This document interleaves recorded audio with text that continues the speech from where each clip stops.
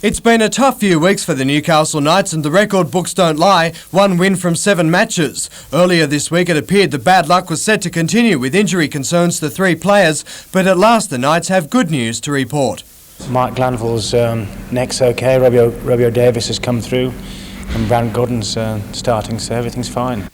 On Sunday, Newcastle play Illawarra at Marathon Stadium. The sides last met in Coffs Harbour in a pre-season game. The Steelers won that match, but have since struggled in the Optus Cup, winning only 5 from 17.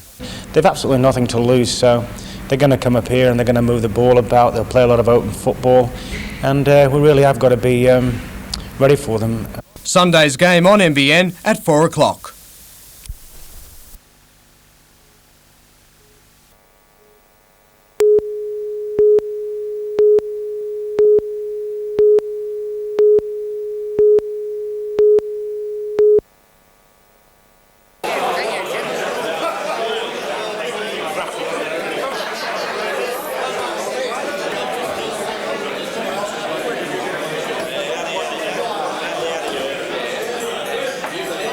Oh yes, the waves get bigger, and they all get... I don't think so, no. I think the surfing nowadays is much better than it was when I was younger.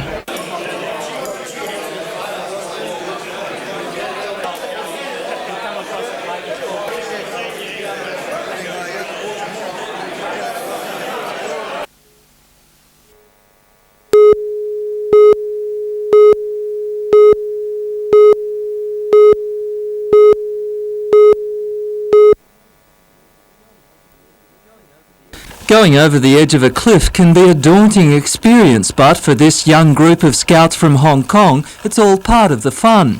The 57 Shantin West group was set up 7 years ago, taking on a special challenge. We take delinquents, missing persons, people who have been generally in trouble with the authorities. 26 youngsters are visiting the Hunter region in an exchange visit with the 6th Hamilton Scottish group. Today they were abseiling off the cliffs at Boat Harbour and enjoying some fishing. The group has had an astounding success rate in rehabilitating their young members. They've had more than 300 people go through their program and only 3 have re-offended. Peter Ryan, NBN News.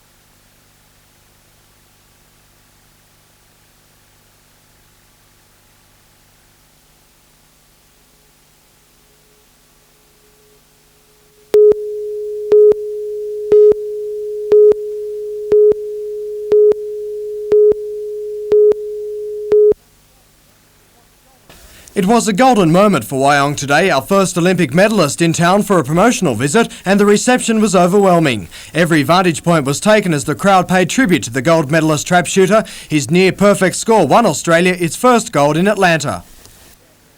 Down here in Wyong, the people have been fantastic today.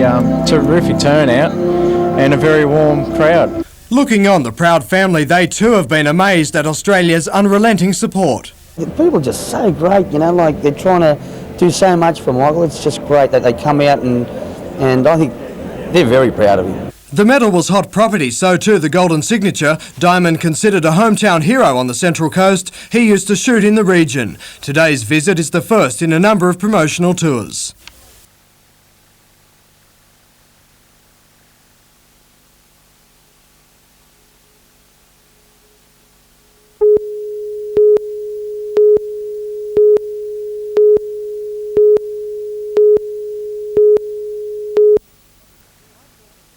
Highfields had plenty to prove in this afternoon's qualifying final. Second after the minor rounds, the team was determined to get to the grand final the easy way. In blustery conditions, the home side ran with the wind in the opening term and used it to the best of their ability. But Hamilton did attacking of its own, and when the ball found Harry James, the Warriors were up 1-0. 5 minutes later and the visitors almost had their second, but Craig Shenko scrambled. Chances also for Highfields. But despite their fair share of opportunities, the Wolves couldn't convert. Until Todd McManus split the defence to lock it all up. More than 130 motorbike riders from New South Wales, Victoria and the ACT were at Awabba today for the Lake Macquarie Motorbike Club Championships. Competitors fought against the clock in several age divisions. In the junior 125 and 100cc 10-minute moto, Western's Chad Reid held off the challengers to lead the event from start to finish. The weekend's racing is the highlight of the club's calendar. There will now be a short recess for minor alterations to the track. One game last night in the Newcastle Men's Hockey Premiership, Norths flogged the Tigers, while the Castle Lakers men's softball team played its first match of the season today, beating the Dolphins 2-0.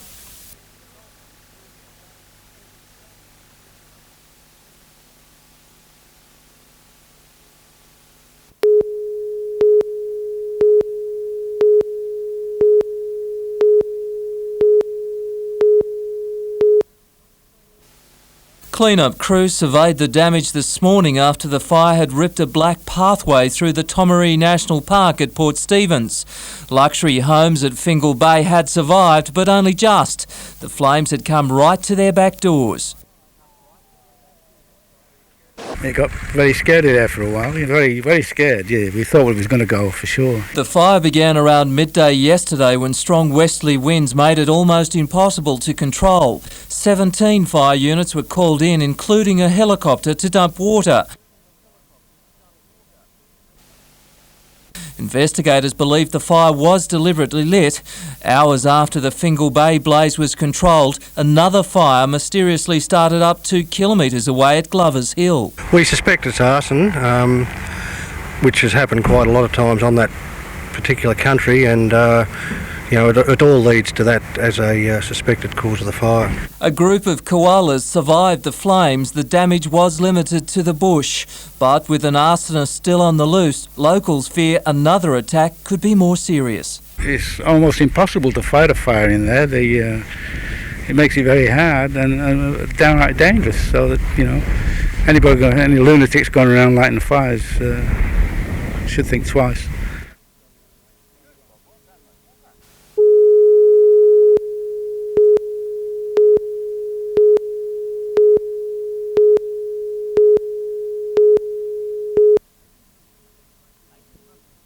"18 months of negotiations between the Lake Council and James Mullen developments have once again ground to a halt. There's still no sign of the marina, golf course, motel and shopping centre originally envisaged for the southern shores of Lake Macquarie, just a push for more residential blocks. In return for saving sensitive lake and seaside areas, a council working party is considering rezoning other land, which would nearly double the number of home sites for sale. The state government, on the other hand, is moving to limit the size of such coastal developments. But if the Minister's not going to let us offer the extra zonings to facilitate that, the only way to do it then, of course, is to go it alone and just change the zonings without the concurrence of the developer. And he's made it very clear, as have the liquidators, that if we do that, they'll be suing for damages, and they'll also probably be making us purchase the 160 hectares, which could cost the ratepayers millions of dollars. I think the developer's absolutely playing a game of bluff. Residents from the Wallara Peninsula Coalition claim efforts by the council and developer to reach a compromise aren't in the best interests of ratepayers. What we're looking for is employment opportunities. We're trying to have a staged and managed development. Instead of that, we're getting development by rampage. Are you anti-development? I'm not anti-development, no. We believe that there is the possibility, or there is the room for development at Penny Beach, but we're not in favour of development by rampage.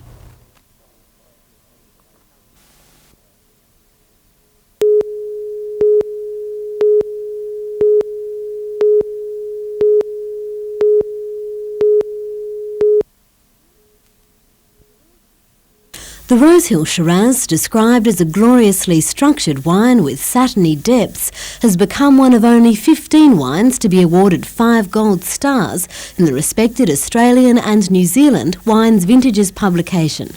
Our current vintage is 1988, but the award itself is for the wine itself over a consistent number of vintages. The rating is a real achievement for the Hunter Valley's McWilliams Mount Pleasant estate, also bringing greater recognition to Australian wines. The 5 gold star status reserved for those wines rated as being among the best in the world.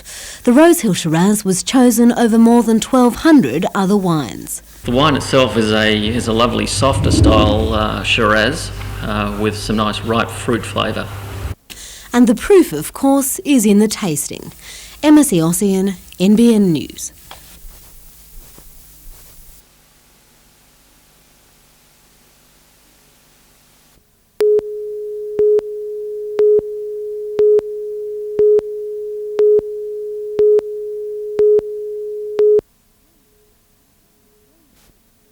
Glenn Jennings travelled to Atlanta as part of the International Volunteer Policing Program, but not long after his arrival, he and fellow security guard Bob Molden were summoned to a crisis meeting following serious crowd control problems during the opening ceremony. The Olympic Committee decided to place the two in charge of security and crowd control at 2 of Atlanta's major venues, replacing several American officials. So we went from overnight from being security volunteers to actually managing manpower content of 1,000 people and a venue that in one day turned around 250,000 people. The two are in charge of 2 daily shifts of security volunteers, each involving 500 police, soldiers, marines and National Guardsmen. They launched a major review of crowd control procedures and successfully managed the millions of people who travelled in and out of the Olympic stadiums each day. And they now have plenty of ideas for security control at the Sydney Olympics. It can only be a bonus to them now to have us on board early in the planning stages with the inside information that we can now take to them for Sydney 2000.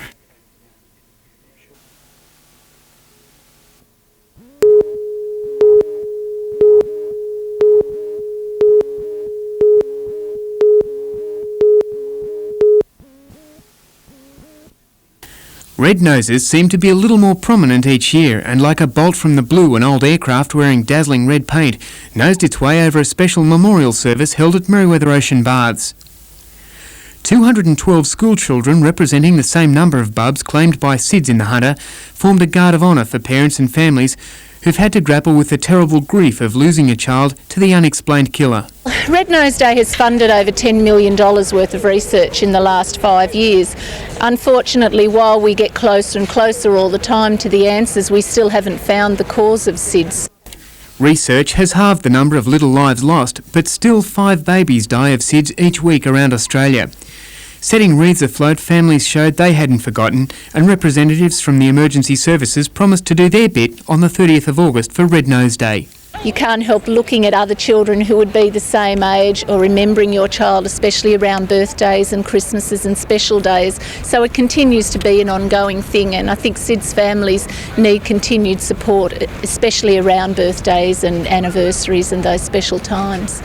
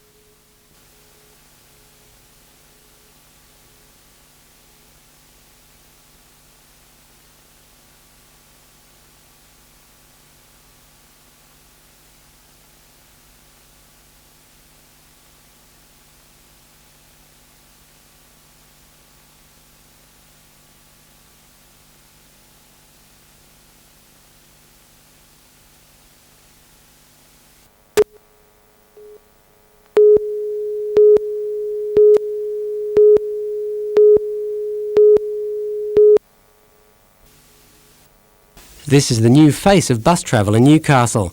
The smaller Midi buses are being integrated into local runs, ideal for off-peak times when passenger numbers are down.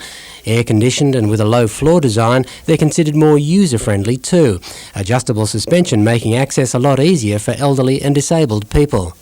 The introduction of the Midi bus will coincide with the trial of a new passenger set-down system, allowing people to get off the bus between official stops. There'll also be a trial of a new time-based ticketing system. So rather than buy a ticket to go from here to there, be able to buy a ticket for say an hour or 2 hours. Now, more about the flexibility, more about trying to provide different services for people to see what they need. 19 of the compact buses will be brought online in Newcastle over the next 6 months. The Minister also had talks today with department executives, unions and the City Council about the future of the East Newcastle bus terminus. They want the stopping point shifted from Parnell Place across to Wharf Road. In the area of the pilot station, in the car park there, seems to be something that will meet the needs of the drivers and also give us the capacity to give routes past the Newcastle Hospital, some routes up Scott Street and some up Wharf Road. The shift requires a land rezoning. The department is hoping council will move in that direction soon.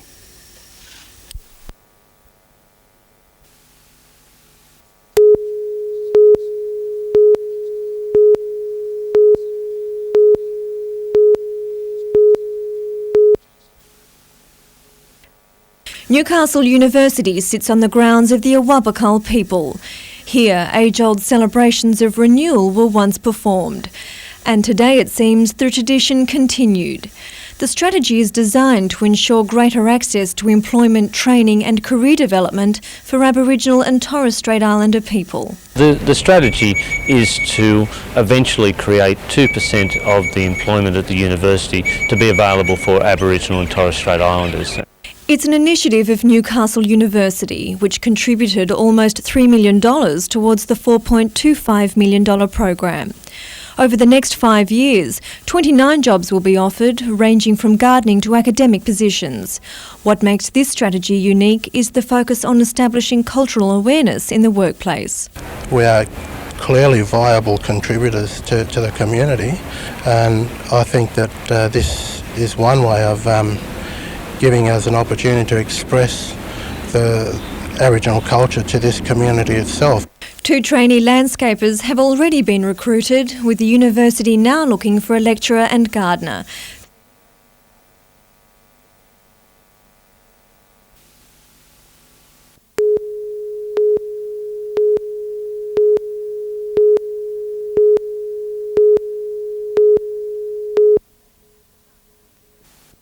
Last year, Allendale Nursing Home lost 18 beds to Muswellbrook. This year, a total of 60 were earmarked for redistribution throughout the Hunter, plans which have angered the Cessnock community, staff and unions. It was hoped the issue would be resolved through a meeting with the state government. Instead, they've been offered a temporary reprieve. New South Wales Minister for Health, Dr Rashorgi, agreed to put on hold the bed numbers at Allendale until the 31st of January next year. But for Cessnock, the assurance offers little comfort. It's feared more bed cuts will affect the quality of local health services and employment in the area. One of the most prominent ones, as far as I'm concerned, is the employment it brings to this area. And you've got to consider that Allendale Hospital is perhaps the biggest single employer in the Cessnock area. In the meantime, Mr Neely is urging staff and the community to help develop options for the delivery of aged care services within the Hunter, which he'll then submit to the Minister for consideration. Sarah Griffiths, NBN News.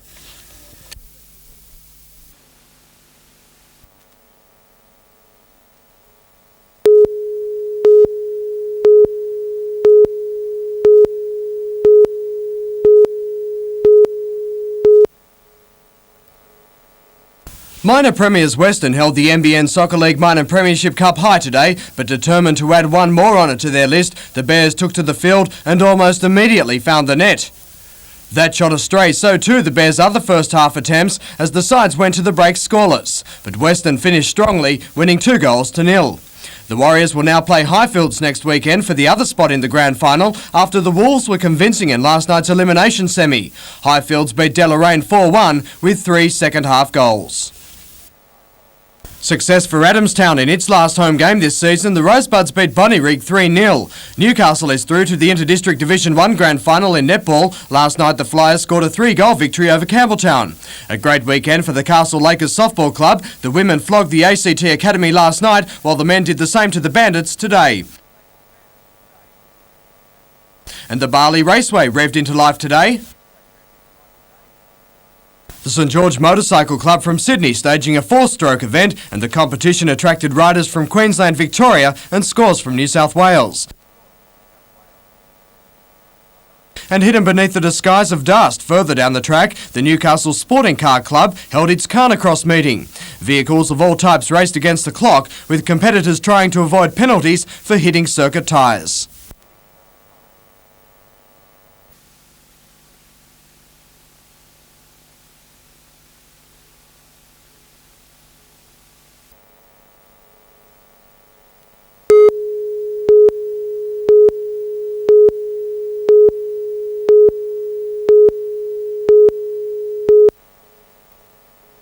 Lake supporters came from everywhere today, and the big crowd got exactly what it came for, with the locals up 22 points to 6 at half-time.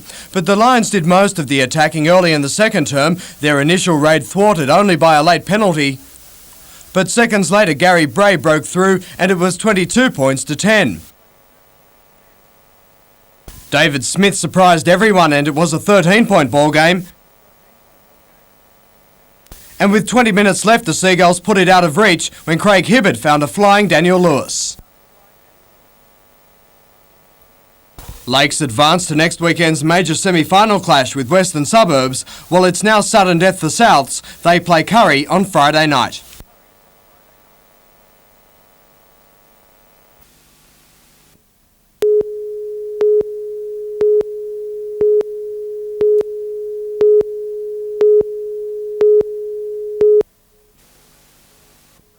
Already Australia's top-ranked bodyboarder, 19-year-old Ben Holland, had promised to make waves on the international scene. On the weekend, he came through with the goods. The 19-year-old from Terrigal leaped in the world rankings after victory in the California leg of the World Series in 2-metre surf at Huntington Beach. Hot on the heels of the world number 1, Ben will continue the World Series with tournaments in Portugal and Brazil. The Australian junior world water ski team has excelled in the world titles in Canada. No more so 17-year-old Chris Coburn. He won the gold medal in the tricks discipline with a faultless display of manoeuvres. The rest of the team followed his lead. Brothers Dane and Jay Puxty and 15-year-old Belinda Haywood also in the thick of things in the slalom and jumping events. The Australian team finished 5th out of 25 countries. Jonathan Upton, NBN News.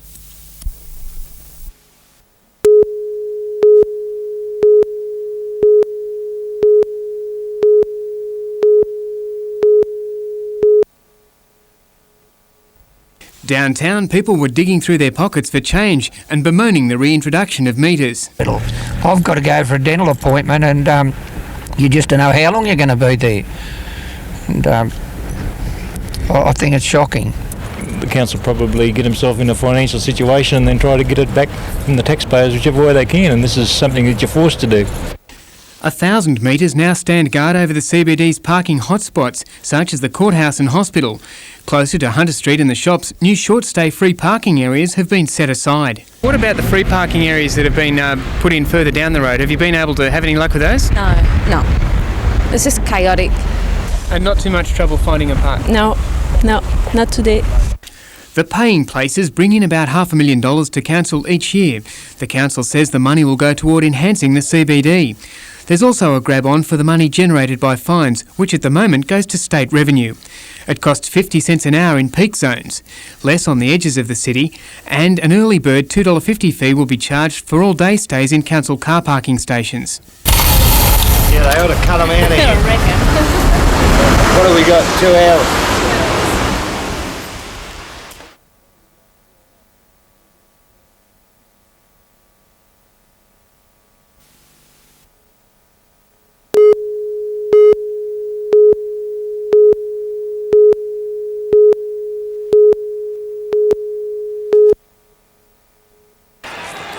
Back into stride once more, together with Paul Harrigan. It's been a long time since the Fijian side have had the football. time the big number 10. Harrigan. So far, so good for the Harrigan. Jackson over the...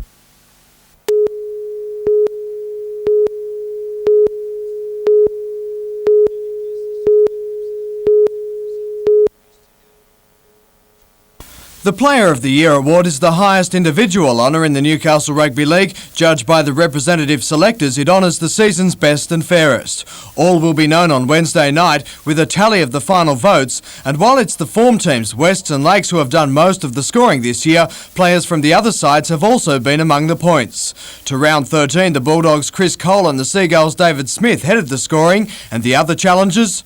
Mark Jones, Steve Willett and probably Darren Ford, and probably another outsider would be Scott Robinson from Toronto. One of the big late movers is expected to be South's veteran Darren Ford. The halfback has been the key to the Lions' growing premiership hopes. Other awards on the night include the Players' Player, Representative Player, Coach of the Year and the season's Rookie of the Year award. That's sponsored by the Newcastle Knights. It's an award they give, and the player gets an opportunity to trial with the Knights, so that's a very prestigious award there. Jonathan Upton, NBN News.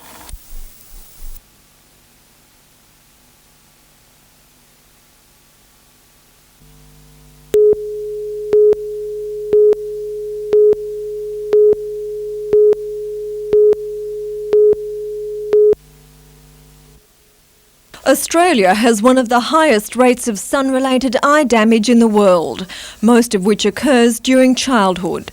Cancer experts say eye protection early in life is the key to preventing cataracts and cancers later in life. The Central Coast Area Health Service is encouraging children to wear sunglasses. What we're trying to do is protect their eyes, protect everyone's eyes at a very early age. The earlier they get into the practice of wearing the hats and doing all the sun protection messages that we're encouraging, the easier it's going to be for them to carry it on through life. At Wyoming Kindergarten on the Central Coast today, preschoolers joined thousands of school children across the state who are testing a new range of sunglasses. They've been designed by students for students. The manufacturer initially distributed the glasses to primary and high schools, but due to requests from parents of preschoolers, he's extended the trial to include kindergartens. And it's obviously switched on mums who really are taking great care in protecting their young ones. While the glasses are not yet school policy, they may soon follow the lead of Legionnaire-style caps and wide-brimmed hats that are compulsory in most schools. Sarah Griffiths, NBN News.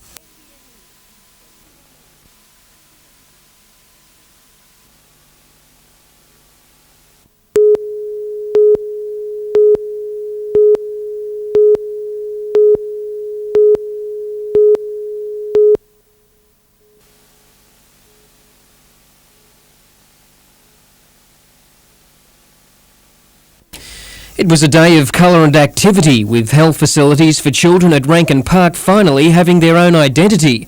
The children's section had been incorporated into the hospital. From now it will be known as the John Hunter Children's Hospital. Local dignitaries and former patients came together for the renaming ceremony. It's hoped this will bring new recognition to the hospital.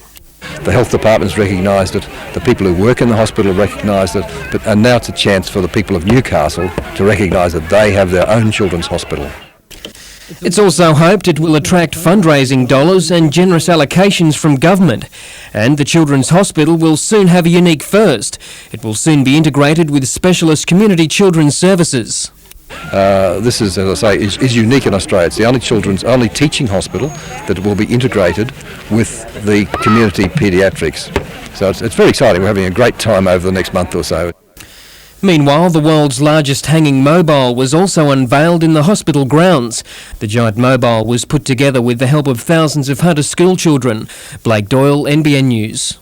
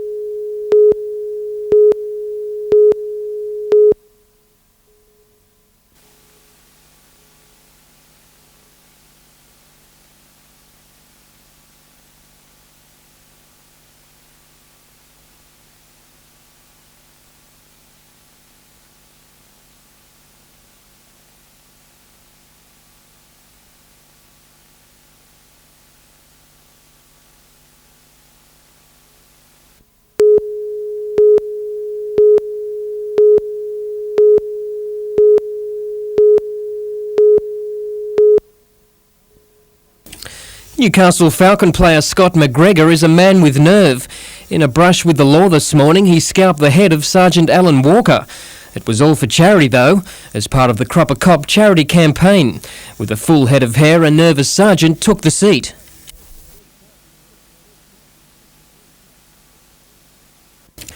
And no turning back, with the job nearly complete.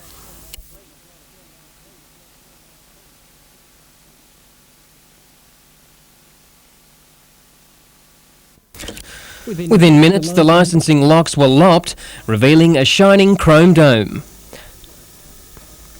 Around $7,000 has been raised for charity from the Cropper Cop campaign.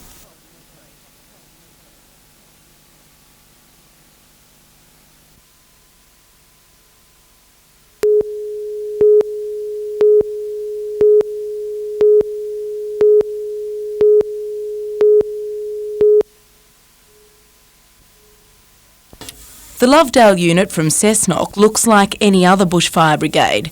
There's just one difference. They're usually a little more glad to be at work.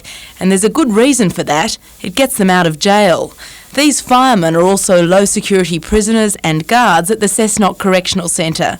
But once on the job, they're teammates. They're a good crew and they're treated as equals. So, you know, it does show the commitment these guys have. They've proved themselves on the fire ground. In fact, so good is the crew, it recently picked up first place at the Cessnock Fire Championships. They've been together for 18 months now and are one of about 3 such brigades in the state. The idea was originally hatched by prison officers who felt the region was vulnerable after the January 1994 bushfires. They thought a prison crew would not only be as good as, but perhaps better than regular brigades. Available 24 hours a day, 7 days a week. The scheme has proven so successful, Cessnock Jail has more applicants for positions on the crew than it can take. Some of the firefighters have even gone on to join other brigades after their discharge. Laura Saperstein, NBN News.